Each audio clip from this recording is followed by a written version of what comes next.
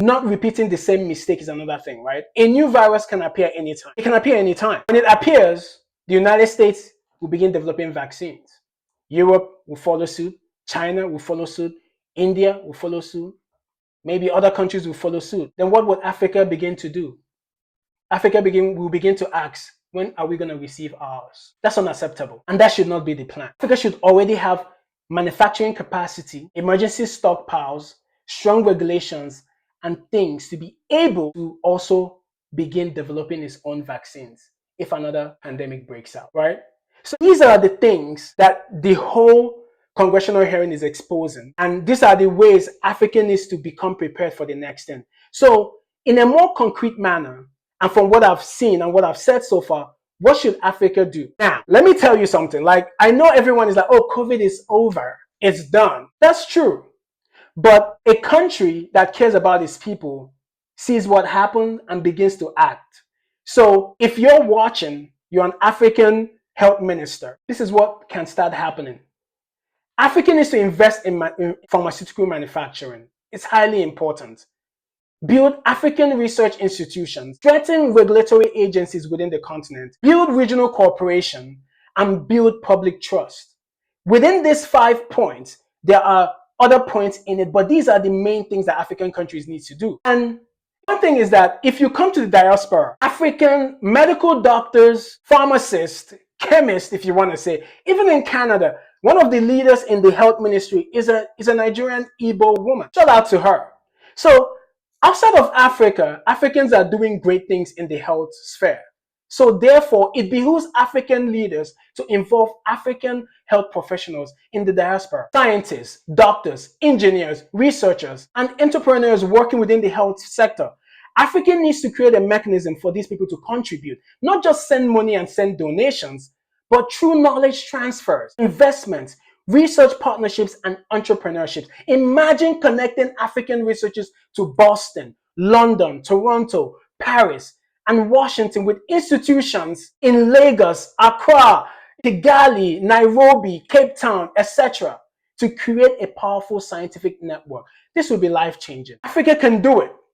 The money is there, the resources are there. But again, why don't Africa, why don't they do it? That's the question. This is way more than COVID, right? It's more than COVID. Because COVID, like I mentioned, eventually becomes history. But the structural problems COVID exposed aren't going away. Africa still imports enormous amounts of medical products. Africa still faces health worker shortages.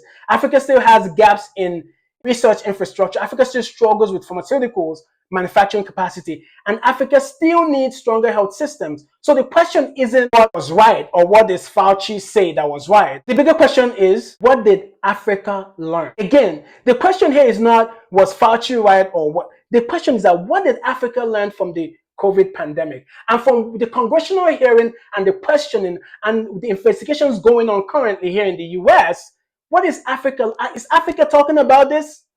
What did Africa learn? So here are the biggest takeaways from COVID. Africa should listen to the world, right?